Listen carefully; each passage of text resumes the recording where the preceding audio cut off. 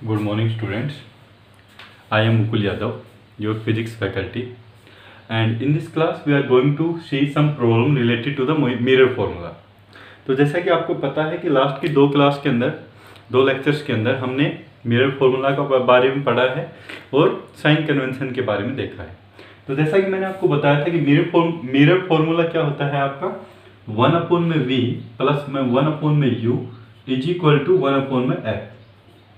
v क्या है आपका इमेज की डिस्टेंस होती है, u क्या होता है ऑब्जेक्ट की डिस्टेंस होती है और f क्या होता है आपकी फोकल लेंथ होती है। ठीक है, उसके बाद मैंने आपको बताया था कि जो u v f की जो वैल्यू है वो हम लेते हैं with the help of sine convention.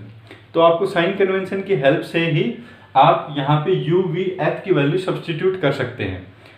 Sign convention के अंदर हम क्या देखते हैं कि जो u whether value of the v will be positive और नेगेटिव, इसी तरह से u की भी वैल्यू पॉजिटिव होगी या नेगेटिव होगी, एंड फोकल लेंथ की जो वैल्यू है वो पॉजिटिव रहेगी या फिर नेगेटिव रहेगी।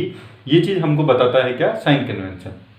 ठीक है, तो अभी इन दोनों चीजों से रिलेटेड मिरर फॉर्मूला और साइन कन्वेंशन का यूज करते हुए हमको एक प्रॉब्लम करनी है, ताकि आपको ये बिल्कुल क्लियर हो जाए कि कैसे हमें मिरर फॉर्मूला अप्लाई करना है तथा कैसे हम साइन कन्वेंशन लेते हैं।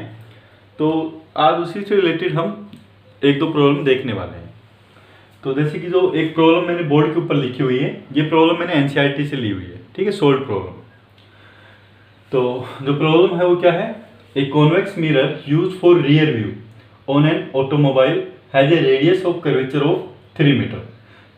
ओके, तो जैसे कि मैंने आपको बताया हुआ भी है कि जो यूज होते हैं use of concave mirror and convex mirror. तो वहाँ पे कॉन्वेक्स मिरर का मैंने आपको एक पर्टिकुलर यूज बताया था कि ये ऑटोमोबाइल्स में जो पीछे का देखने के लिए यूज करते हैं। ठीक है, तो वही एक चीज दी हुई है आप लोगों को कि convex mirror is use for rear view, कि कोई कॉन्वेक्स मिरर है जिसको हम पीछे का देखने के लिए यूज कर रहे हैं किसी ऑटोमोबाइल में। Okay, and it has a radius of curvature of 3 metre. तो जो कॉन्वेक्स मिरर है उसकी रेडियस ऑफ कर्वेचर आपको दी हुई है, वो आपकी है 3 मीटर। ओके, अभी जैसे मैं आपसे पूछ लूं कि फोकल लेंथ क्या होगी इसकी, तो आपको पता है फोकल लेंथ क्या होती है, हमेशा रेडियस ऑफ कर्वेचर का हाफ होती है। तो फोकल लेंथ आप बोल सकते हैं कि यहाँ से फोकल लेंथ क्या होगी कॉन्वेक्स मिरर की, 1.5 मीटर होगी। ठीक है, if a bus is located at 5 metre from this mirror. Okay, अगर कोई बस लोकेट है 5 मीटर इस मिरर से, तो इसका मतलब क्या है, आपको ऑब्जेक्ट की पोजीशन दे दी है जो कितनी डिस्टेंस के ऊपर है, 5 मीटर है मिरर से। आपको क्या फाइंड आउट करना है, you have to find out the position, nature and size of the image. तो आपको पहले तो पोजीशन बतानी है कि इमेज हमारी कहाँ पे बनेगी, और उसके बाद उसकी साइज क्या होगी और उसका नेचर कैसा होगा। ठीक है, तो ये तीनों चीजें आपको बतानी है। तो सॉल्यूशन के अंदर सबसे पहले तो मैंने एक कॉन्वेक्स मिरर का डायग्राम बनाया हुआ है। तो आपको पता है कॉन्वेक्स मिरर हमारा ऐसा रहता है, ये इसकी है फोकल लेंथ और ये क्या है इसकी सेंटर ऑफ कर्वेचर। ओके, जो हमारा सबसे पहले क्या दिया हुआ है कि जो ऑब्जेक्ट है वो कहाँ पे प्लेस है, 5 मीटर फ्रॉम दिस मिरर है। तो 5 मीटर इस मिरर से कोई बस है जो प्लेस है, जिसको हम देख रहे हैं with the help of convex mirror. तो इसकी जो डिस्टेंस दी हुई है वो कितनी दी हुई है, 5 मीटर दी हुई है। ठीक है, मैंने आपको ऑलरेडी बताया हुआ है कि जितने भी हम डिस्टेंस नापते हैं स्फेरिकल मिरर्स में, चाहे कॉनकेव मिरर हो या फिर कॉन्वेक्स मिरर हो, वो हम नापते हैं किससे, पोल से। तो हम सारी डिस्टेंस हम पोल से नापने वाले हैं। तो यहां से जैसे मैंने देखा कि ये जो बस है ये कितनी डिस्टेंस पे है, 5 मीटर पे है। तो इसका मतलब इसकी डिस्टेंस कहां से, पोल से कितनी डिस्टेंस पे है, ये 5 मीटर पे है। तो ये मैंने लिख दिया क्या, 5 मीटर। ओके, आपको फोकल लेंथ पूछ ले कि फोकल लेंथ कितनी होगी, तो आपको पता है वो सेंटर ऑफ कर्वेचर से जस्ट हाफ होगी। तो सेंटर ऑफ कर्वेचर, तो P से C की डिस्टेंस आपको दी हुई है 3 मीटर। तो फोकल लेंथ कितनी होगी आपकी, 1.5 मीटर। तो यहाँ पे मैं लिख रहा हूं आपके लोगों के लिए, यहाँ पे नीचे लिख रहा हूं कि ऑब्जेक्ट डिस्टेंस क्या होगी आपकी, ऑब्जेक्ट डिस्टेंस U क्या होगी। आपको पता है कि ऑब्जेक्ट डिस्टेंस को किससे रिप्रेजेंट करते हैं, U से। तो वो आप बोलेंगे 5 मीटर। अब क्वेश्चन आता है +5 ले या -5 ले, तो उसके लिए आप क्या देखेंगे, साइन कन्वेंशन। साइन कन्वेंशन में मैंने आपको ऑलरेडी बताया हुआ है कि अगर मैं पोल से लेफ्ट हैंड साइड की तरफ जाता हूं, ठीक है, तो हम लेते हैं नेगेटिव। अगर पोल से राइट हैंड साइड की तरफ हम आते हैं तो हम लेते हैं सारी डिस्टेंस पॉजिटिव। तो ये तो हो गया मेरा लेफ्ट हैंड साइड यानी कि नेगेटिव एक्स एक्सिस। तो इस डिस्टेंस, अगर इस साइड में कोई भी डिस्टेंस नापूंगा तो वो आपकी क्या होगी, नेगेटिव। और अगर मैं राइट हैंड साइड जाता हूं, दैट मीन्स इस साइड अगर मैं आता हूं, तो जो भी आपकी डिस्टेंस होगी वो होगी क्या, आपकी पॉजिटिव। ओके, तो यहां से आप ऑब्जेक्ट को देख रहे हैं पोल से। तो ऑब्जेक्ट को जब मैं देख रहा हूं पोल से, तो आप किस डायरेक्शन में जा रहे हैं डिस्टेंस नापने के लिए, आप जा रहे हैं लेफ्ट हैंड साइड की तरफ। ठीक है, तो दैट मीन्स आपकी ऑब्जेक्ट डिस्टेंस क्या आएगी, नेगेटिव। तो यहां पे मैंने लिख दिया -5 मीटर। ठीक है, अभी आपको देखना है क्या, फोकल लेंथ।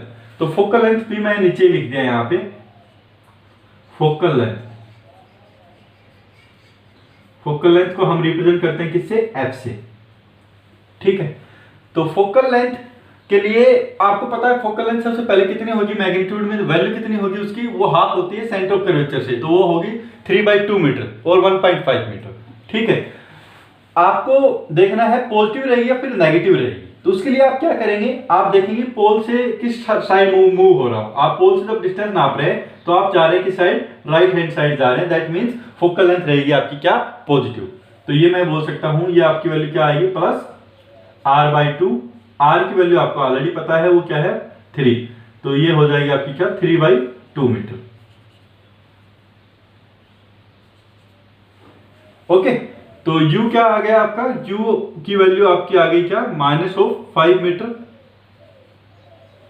और f की वैल्यू आ गई आपकी क्या, +3/2 मीटर। आपको फाइंड आउट क्या करना है, आपको इमेज की पोजीशन फाइंड आउट करना है। तो दैट मीन्स आपको फाइंड आउट करना है v। ओके, तो इसको इक्वेशन को मैं कैसे लिख सकता हूं, आप लगाएंगे mirror formula. From mirror formula मैं क्या लिख सकता हूं, फ्रॉम मिरर फॉर्मूला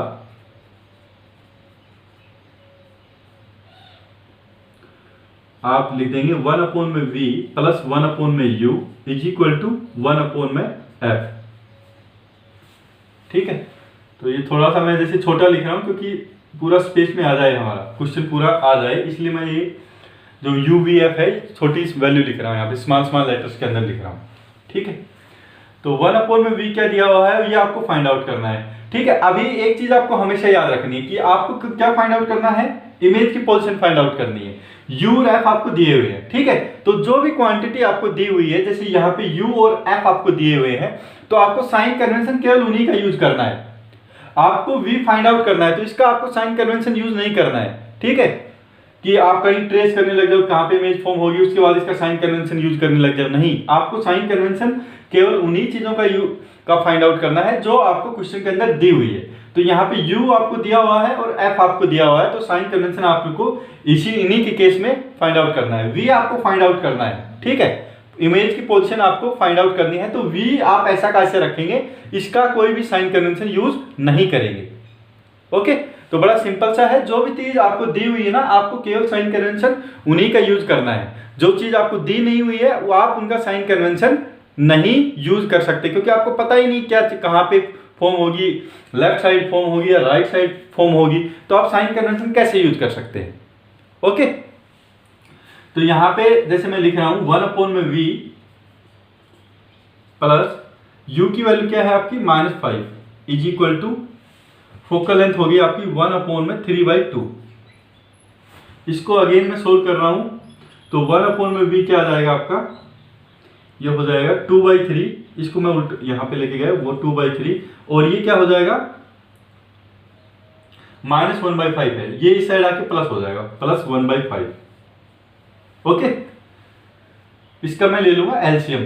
तो यहां से अगेन मैं लिख रहा हूं इसको 1/v = 15, इसका एलसीएम आ जाएगा, ये आ जाएगा क्या आपका 2 5 जा 10 + 3। ओके, तो 1/v आपका आ जाएगा 13/15 मीटर, और v की वैल्यू क्या आ जाएगी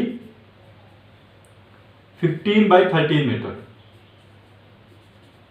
ये आपकी आ गई क्या, v की वैल्यू। ठीक है, तो इसका मतलब आपकी क्या आ गई, इमेज की पोजीशन आ गई। आपको सबसे पहले क्या फाइंड आउट करना था, इमेज की पोजीशन फाइंड आउट करनी थी। तो इमेज की पोजीशन तो आपको आ गई क्या, 15/13 मीटर। यहां पे आप देख सकते हैं जो सिंबल है वो क्या है, पॉजिटिव। इसका मतलब जो इमेज आपकी फॉर्म होगी वो किस साइड फॉर्म होगी, पोल से जब हम राइट हैंड साइड की तरफ मूव करेंगे तब आपका 15/3 मीटर कहीं डिस्टेंस पे इमेज फॉर्म होगी, क्योंकि यहाँ पे आ रहा है आपका पॉजिटिव सिंबल। ठीक है, तो इमेज कहीं 15/13 मीटर पे फॉर्म होगी, तो कहीं यहाँ पे फॉर्म होने वाली है इमेज आपकी इस साइड। ठीक है, और जो डिस्टेंस होगी वो कितनी होगी, वो 15/13 मीटर के आसपास डिस्टेंस होगी। ओके, अगर यहाँ पे नेगेटिव आ जाता v की वैल्यू, तो इसका मतलब हम नेगेटिव साइड में मूव होते, तो इस साइड हमारी कहीं इमेज फॉर्म होती। लेकिन यहाँ पे वैल्यू आई है पॉजिटिव, तो that means image is going to form in this side. Okay, आपको मैंने ऑलरेडी बताया भी हुआ है कि कॉन्वेक्स मिरर के केस में हमेशा जो इमेज फॉर्म होती है वो कहाँ पे फॉर्म होती है, between pole and focus form होती है। चाहे मेरा ऑब्जेक्ट कहीं पे भी हो, इन्फिनिटी पे होगा तो फोकस के ऊपर, और अगर किसी भी पॉइंट पोल तथा फोकस के बीच में होगा तो वो हमेशा पोल तथा फोकस के बीच में रहती है। ओके, अभी हमको इमेज पोजीशन तो हमने फाइंड आउट कर ली। दूसरी चीज क्या फाइंड आउट करना है, हमको नेचर भी फाइंड आउट करना है और साइज भी फाइंड आउट करनी है इमेज की। ठीक है, तो नेचर और साइज के लिए नेचर के लिए हम क्या देखेंगे, इसका नेचर जैसे हमको बताना है यहाँ पे, तो नेचर तो हम बता सकते हैं कि ये नेचर में हम बताते हैं कि ये रियल बनेगी या फिर वर्चुअल बनेगी। सबसे पहली बात तो आपको पता है कि कभी भी आप याद रखना, मिरर जैसे है, अगर मिरर के सामने कोई बनता है, in front of the mirror image बनती है, तो वो हमेशा रहती है रियल। ठीक है, और रियल इमेज हमेशा बनती है इन्वर्टेड। ओके, मैं फिर से रिपीट कर रहा हूं कि अगर कोई भी मिरर है, चाहे वो कॉनकेव मिरर हो या फिर कॉन्वेक्स मिरर हो, ठीक है, अगर उस इमेज उसके सामने बनती है, in front of the mirror बनती है, तो वो हमेशा बनती है रियल, और रियल इमेज हमेशा होती है इन्वर्टेड। ओके, अगर जो इमेज बन रही है वो मेरी बन रही है मिरर के पीछे की साइड, तो वो बनती है हमेशा वर्चुअल, क्योंकि आपको पता है वहां पे कन्वर्जिंग रे कभी मिलेंगी नहीं पीछे की साइड, तो वो बनती है आपकी क्या, वर्चुअल इमेज। और वर्चुअल इमेज हमेशा बनती है इरेक्टेड। इरेक्टेड का क्या मतलब है, जैसा हमको बस दिख रही है वैसे ही हमको दिखने वाली है। ठीक है, रियल का मतलब, इन्वर्टेड का मतलब क्या है कि उसकी अपोजिट डायरेक्शन में दिखेगी हमको, ठीक है, उल्टी दिखेगी हमको image.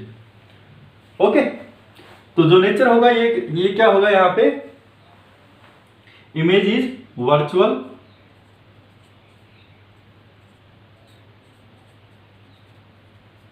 Image is virtual and erected.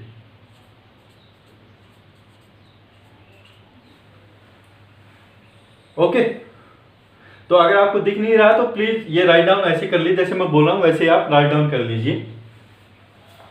अभी जो तीसरी चीज जो आपको बतानी है वो क्या बतानी है, इसमें साइज ऑफ इमेज बतानी है।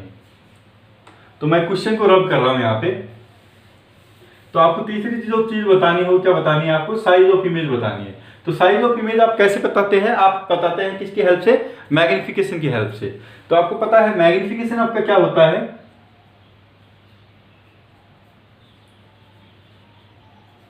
मैग्निफिकेशन की हेल्प से बताएंगे हम क्या, साइज ऑफ इमेज। तो आपको पता है मैग्निफिकेशन मेरा होता है क्या, height of the image to the height of the object. ठीक है, और इसको हम लिखते हैं क्या, माइनस ऑफ v/u।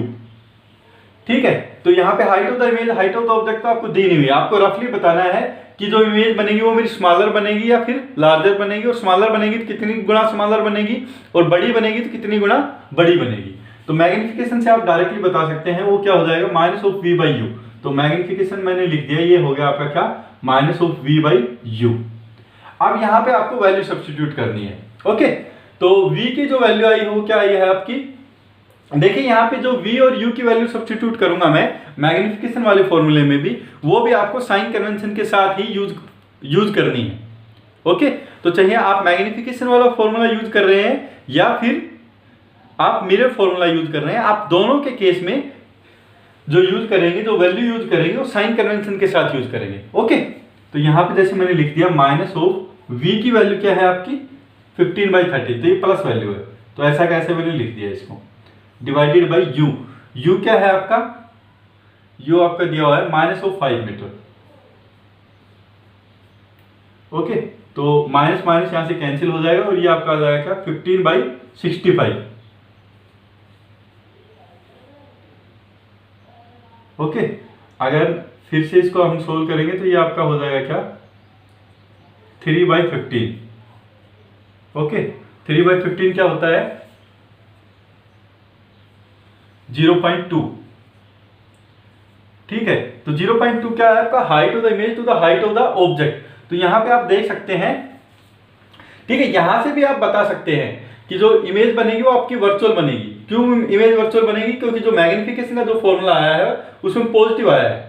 ठीक है, तो इसका मतलब हाइट ऑफ द इमेज और जो हाइट ऑफ द ऑब्जेक्ट है उनका एक ही सिंबल रहेगा। तो अगर आपने हाइट ऑफ द ऑब्जेक्ट इस साइड लिया है तो इमेज भी आपकी इसी साइड बनेगी, क्योंकि मैंने बताया था कि हाइट के केस में हम कैसे देखते हैं, अगर ऊपर की साइड बन रही है तो पॉजिटिव, नीचे की साइड बन रहा है तो आपका आता है नेगेटिव।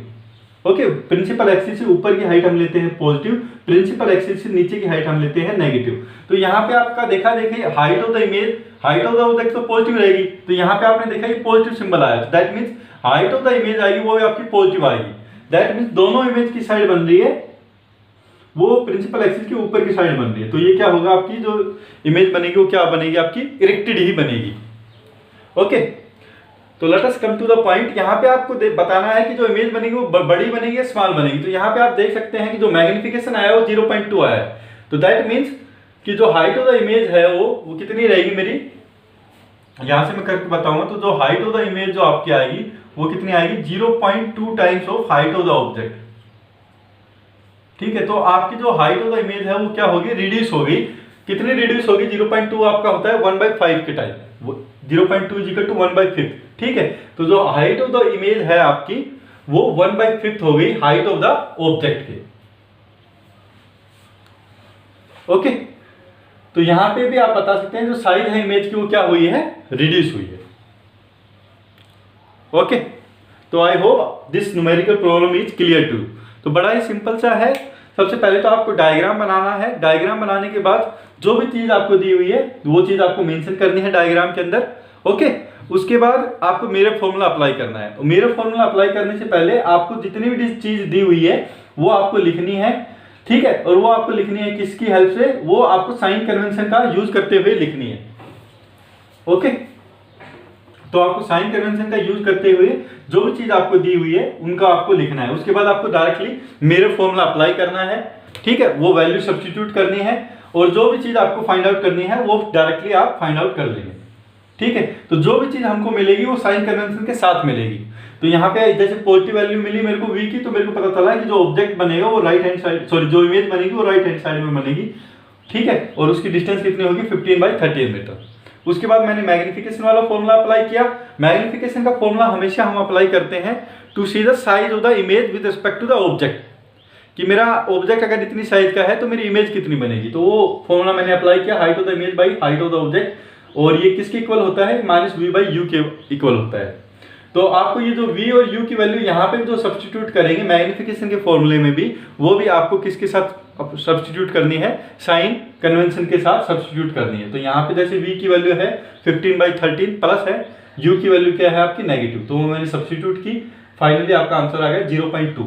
ठीक है, तो यहाँ से आप क्या देखेंगे कि जो हाइट होता है जो इमेज है मेरी वो क्या है, बिकॉज 0.2 किसके इक्वल है, वो है आपका क्या, hi/h0 के इक्वल है 0.2। दैट मीन्स जो हाइट ऑफ द इमेज है वो मैं क्या लिख सकता हूँ, वो हाइट ऑफ द ऑब्जेक्ट के 1/5 टाइम होगी।